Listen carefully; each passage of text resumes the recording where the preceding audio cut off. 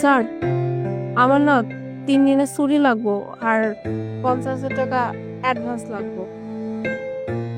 50,000 টাকা লাগবে মানে? কেন? স্যার আমার মায়ের না মেলা দিন যাবত অসুস্থ, মার অপারেশন করানো লাগবো আর অপারেশনে 1 লাখ টাকা লাগবো। আর 50,000 কোনো রকমের ম্যানেজ হয়েছে আর 50 লাগবো। আর এই 50,000 টাকা আপনি দেন স্যার, সমস্যা নেই। আপনি এক কাম করেন, আপনি প্রত্যেক মাসে যে বেতন দেন না ওই বেতন দিয়ে কাটে নেন। তোর মায়ে অসুস্থ, তোর মায়ের চিকিৎসার জন্য 50,000 টাকা লাগবে। আচ্ছা তোর মায়ের বয়স কত রে? 50। 50? আরে তোর মায়ের এক ট্যাঙ্ক তো অলরেডি কবরের ভিতরে চলে গেছে। এখন এই মানুষটার চিকিৎসা করে শুধু শুধু টাকা নষ্ট কেন করবি? ওই যে 50,000 টাকা কইলি না, যেটা তোর কাছে আছে, এক কাম কর, এই টাকাটা নিজের জন্য না, নিজের কামে লাগবে। তোর বয়স মাত্র কত হইব? এখনো মনে হয় বিয়া শাদী অবস্থা। যে টাকাটা আছে এটা নিজের কামে লাগা।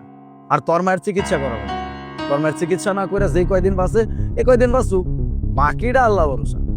কিসব কথাবার্তা কইতেছেন? মুখ সামলে কথা কর না। হ্যাঁ, কি কথা কইতেছেন আমার মারে লইয়া? হ্যাঁ শুনেন স্যার, আমার মার চিকিৎসা করানোর পর যদি একদিনও বাঁচে, ওই একদিনই আমার লেগে অনেক।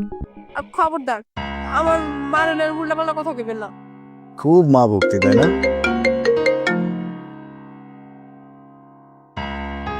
হ্যাঁ হ্যালো, 3D গেম ভেঙে গেছে তো আরেকটা কিনা দাও। 50-60 হাজার টাকা কোনো ব্যাপার হইলো, তাও আবার আমার নিজের বাচ্চার জন্য, কোনো সমস্যা নাই। আর বাড়িতে টাকা রাখা আছে, ওইখান থেকে যা টাকা লাগে নিয়ে যায় বাবুর জন্য একটা গেম কিনা দাও।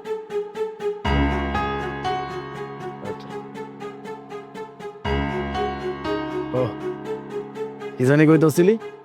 তোর মায়ের জন্য চিকিৎসার টাকা লাগবে, দিতে পারুম না। তুই আমার মুখের উপরে কথা কস, আমার উপরে চিল্লায় কথা কস। তোর যেটা বেতন এটা সন্ধ্যা হইলে নিয়ে যাইস। আর তোর মায়ের চিকিৎসার খরচের জন্য যে টাকা লাগবো এটা আমি দিতে পারবো না।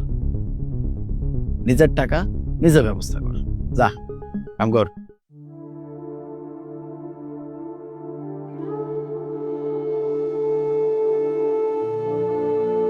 আইসে টাকা নেই।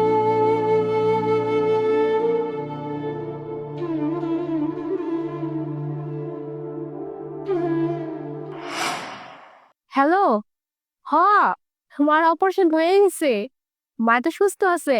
হ্যাঁ, আর কোনো সমস্যা নেই, মা একেবারে সুস্থ হয়ে গেছে। কি হচ্ছে?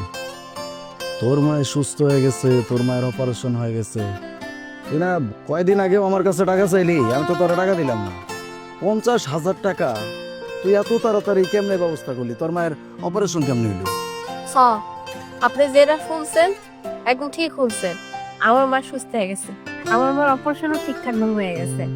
আর জিগালেন না 50,000 টাকা আমি কই পাইলাম? শুনবেন আমি টাকা কই পাইছি? শুনেন।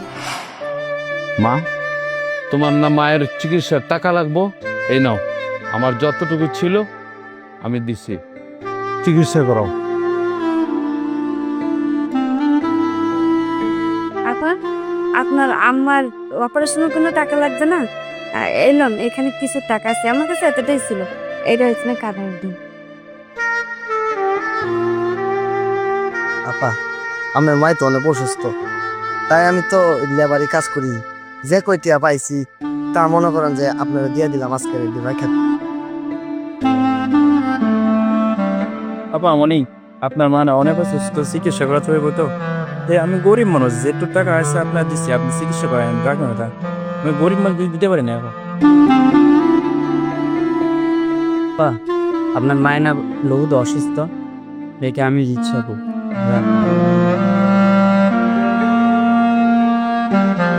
আল্লাহ, এটা তো দেখছি ওই মেঘনা যাইতে বৃষ্টি।